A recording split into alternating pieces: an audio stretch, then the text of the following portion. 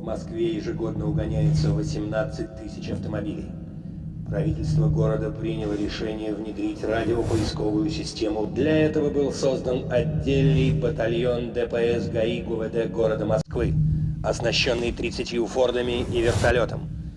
Сегодня ГАИ города Москвы открыто бросает вызов угонщикам. Основное правило телешоу «Перехват». I've been putting this video off for 2 years for 2 reasons. One, because I have a bad sense of procrastination, and 2, because this show is utterly fucking insane.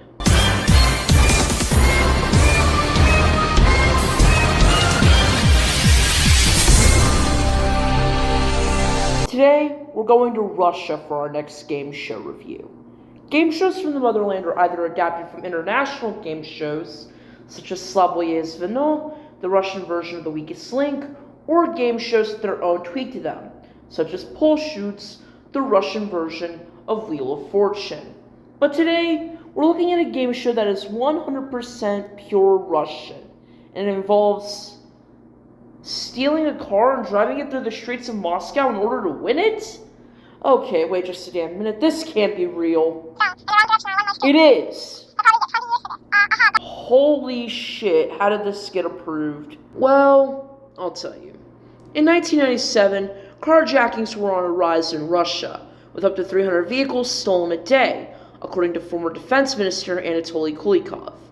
With that going on, the Russian traffic police, otherwise known as the GAI, wanted to show that crime doesn't pay. At the time, the GAI had an extremely negative reputation within Russia. So what do? With the help of producer David Gamberg, they come up with a game show that encourages the thief to steal so they can chase them down, and in a big show the GAI's strength, beat the literal hell out of the aspiring carjacker. I am, of course, referring to Perehvat. Premiering in late 1997 on NTV, Perehvat was set in like this underground nightclub studio to give it a feel of, this show almost feels illegal to watch. The show is hosted by Nikolai Fomenko, who I could best describe as an everyman of Russian television. He's hosted their versions of Survivor, The Weakest Link, and was even a Russian language commentator for WCW. He's practically done it all. Anyway, here's how the show works. The show begins with a message from the GAI, explaining that the show was planned by the GAI to deter crime. Then, the rules are explained. 2 aspiring carjackers steal a vehicle. For the next 30 minutes, they need to hold out and escape from the GAI.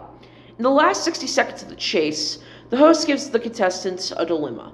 Either stop there and come back on the next show and try to get 3 successful wins in a row, or hold out for an extra 5 minutes to be chased down by the GAI. If they could do that, the prize is the car they stole. The show is heavily weighed in favor of the GAI, with the thieves needing to follow all traffic laws within Moscow, and the GAI having a tracker on each of the vehicles to give the contestants' approximate location. At the same time, however, the GAI was also distracted in order to let the wannabe thief get away.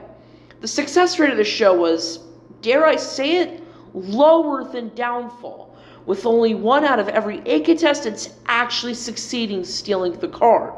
And the contestants would try to do extreme shit to get the car in the first place.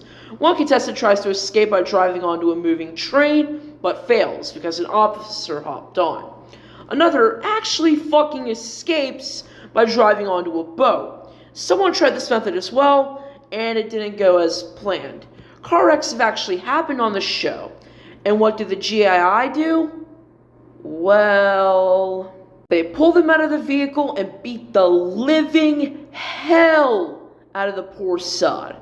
Oh, and these guys are allowed to aim fucking guns at people! Jesus H. Christ! I thought America liked their guns. Well, the GAI have us beat by a landslide. The show ultimately aired for 14 episodes before being canceled in February of 1998. And it was not because this show is unpopular. At any given moment, up to 60 million people were watching the show. In 1997, that was only a little less than half the population of Russia. So, why did the show fail? I'll tell you. 1. The GAI got burned out from doing the show.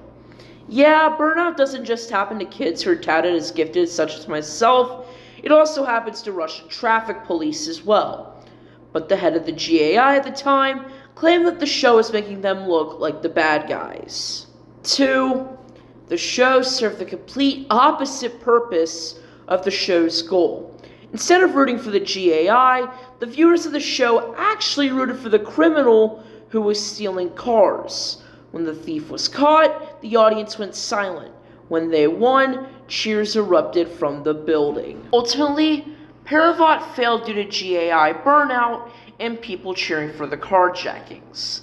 This kind of reminds me of a story online of a guy discussing how he made a Lego zombie figure to smash bullies' Lego creations, only for people to start demanding Lego creation destructions and chanting. The show had an insane premise. Ultimately, the show came to infamy due to the show's insane nature.